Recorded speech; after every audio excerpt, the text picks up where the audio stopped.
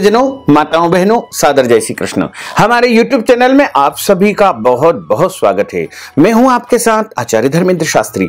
सबसे पहले आपको और आपके पूरे परिवार को चैत्री नवरात्रि की बहुत बहुत शुभकामनाएं और बधाइयां। माता रानी का भरपूर आशीर्वाद आपके जीवन पर सदैव बना रहे। आप तथा आपका पूरा परिवार स्वस्थ रहे, व्यस्त रहे, मस्त रहे, उन्नति करे, प्रगति करे, आगे बढ़े तथा जीवन के समस्त संकटों और समस्याओं का निदान आपको प्राप्त होता रहे और आप पूरे परिवार के साथ में सुखी रहें। माता रानी का सबसे बड़ा त्योहार होता है नवरात्रि और वर्ष में 4 नवरात्रि आती है, जिसमें 2 प्रगट नवरात्रि तथा 2 गुप्त नवरात्रि होती है।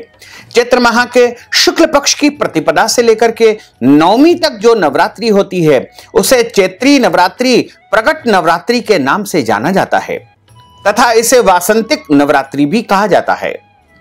इस बार चैत्री नवरात्रि का प्रारंभ 13 अप्रैल 2021 मंगलवार से प्रारंभ हो रहा है और 21 अप्रैल 2021 तक जो है नवरात्रि निरंतर चलेगी। पहले दिन माता शैलपुत्री की कथा सुनी जाती है। इसी क्रम में दूसरे दिन माता ब्रह्मचारिणी की कथा सुनी जाती है। प्रथमं शैलपुत्री च, द्वितीयं ब्रह्मचारिणी, तृतीयं चंद्रघंटेति, कूष्मांडेति चतुर्थकं, पंचमं स्कंदमातेति, षष्ठं कात्यायनीति च, सप्तमं कालरात्रीति, महागौरीति चाष्टमं, नवमं सिद्धिदात्री च, नवदुर्गाः प्रकीर्तिताः।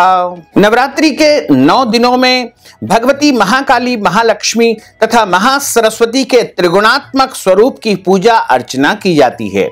9 दिनों तक व्रत किया जाता है, पूजन अर्चन किया जाता है, मंत्र जाप किए जाते हैं तथा उपाय भी किए जाते हैं।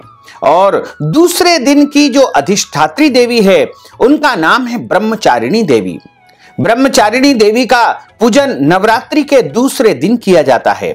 मां दुर्गा की 9 शक्ति का दूसरा स्वरूप ब्रह्मचारिणी है। यहां ब्रह्म का अर्थ तपस्या से है। मां दुर्गा का यह स्वरूप भक्तों को, सिद्धों को अनंत फल देने वाला है। माता ब्रह्मचारिणी की उपासना से तप, त्याग, वैराग्य, सदाचार और संयम में वृद्धि होती है।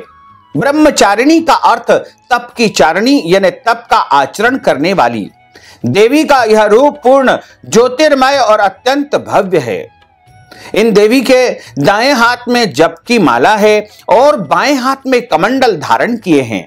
पूर्व जन्म में इस देवी ने हिमालय के घर पुत्री रूप में जन्म लिया था और नारद जी के उपदेश से भगवान शंकर को पति रूप में प्राप्त करने के लिए कठोर और घोर तपस्या की थी।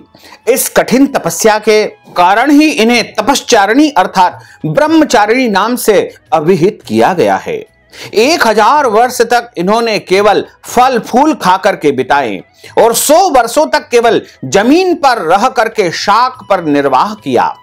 कुछ दिनों तक कठिन उपवास रखे और खुले आकाश के नीचे वर्षा और धूप के घोर कष्ट इन्होंने सहन किए थे। 3000 वर्षों तक टूटे हुए बिल्व पत्र खाए और भगवान शंकर की आराधना करती रही। इसके बाद तो इन्होंने सूखे बिल्व पत्र खाना भी छोड़ दिया था। कई हजार वर्षों तक निर्जल और निराहार रह करके इन्होंने तपस्या की थी।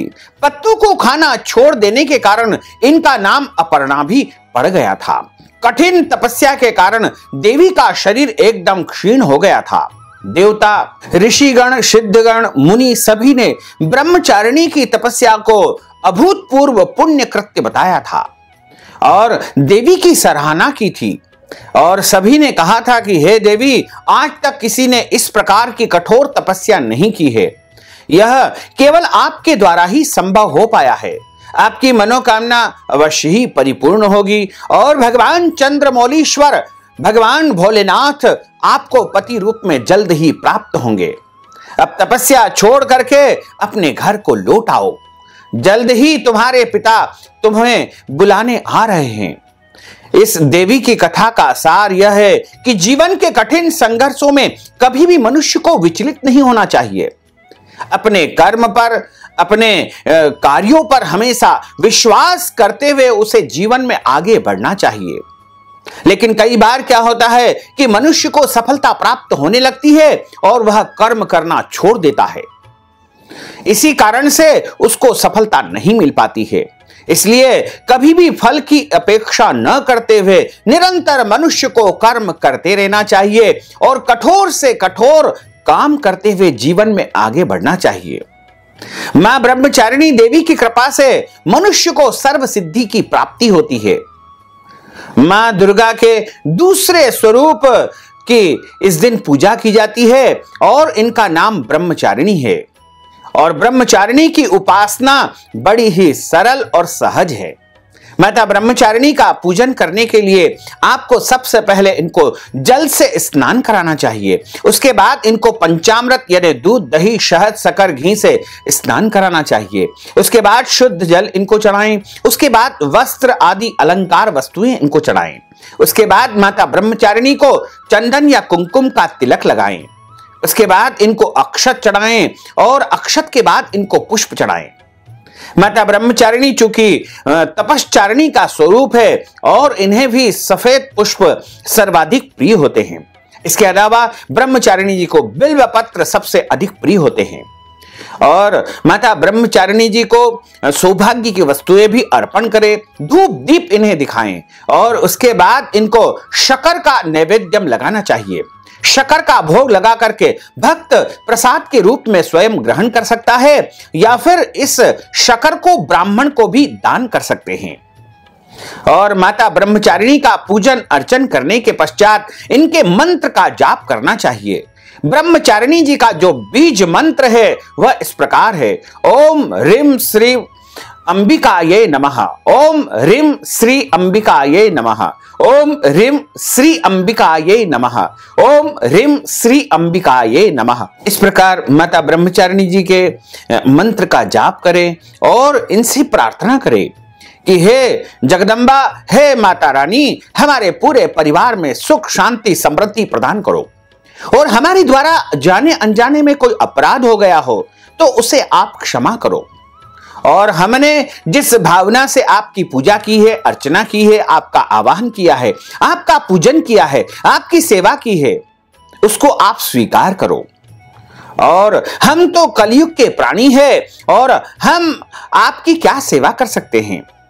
हमारे पास जो भी सामर्थ्य है, जो भी शक्ति है, जो भी ज्ञान है, उसके अनुसार हे जगदम्बा, हे माता रानी, हमने आपकी आराधना की है, आपकी सेवा की है। हमारी इस सेवा में कोई भी जाने अनजाने में त्रुटि हो गई हो तो उसे क्षमा करें।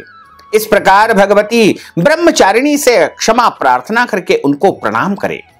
बोलिए ब्रह्मचारिणी माता की जय, जगदम्बे मात की जय, गजानंद गणपति भगवान की जय, भोलेश्वर भगवान की जय। धर्म की जय हो, अधर्म का नाश हो, प्राणियों में सद्भावना हो, विश्व का कल्याण हो, सनातन धर्म की जय हो, गौ माता की जय हो, नगर बस्ती की जय हो, आज के आनंद की जय हो, कल के आनंद की जय हो, परसों के आनंद की जय हो, बरसों बरसों के आनंद की जय हो। ओम नमः पार्वती पते, हर हर महादेव हर। तो भक्तजनों, माताओं, बहनों, आपने जो नवरात्रि के दूसरे दिन की ज्ञानवर्धक कथा का श्रवण किया है, यदि आप कथा श्रवण के निमित्त या फिर नवरात्रि के निमित्त दान दक्षिणा प्रदान करना चाहते हैं, फलाहार के निमित्त दान देना चाहते हैं या फिर नवरात्रि के निमित्त वस्त्र दान, अन्नदान या कोई भी दान पुण्य करना चाहते हैं, तो आप हमारी पेटीएम के माध्यम से, गूगल पे के माध्यम से, फोन पे के माध्यम से या अकाउंट नंबर के माध्यम से नगद राशि पहुंचा करके दान पुण्य प्राप्त कर सकते हैं और नवरात्रि का पूरा पूरा पुण्य लाभ प्राप्त कर सकते हैं। साथ ही आपसे अनुरोध है कि इस ज्ञानवर्धक वीडियो को अधिक से अधिक लोगों को शेयर करिएगा, लाइक करिएगा, कमेंट करिएगा और यदि अभी तक आपने सब्सक्राइब नहीं किया तो अभी और इसी समय सब्सक्राइब अवश्य कर लीजिए। आपको और आपके पूरे परिवार को सादर जय श्री कृष्ण, सादर धन्यवाद।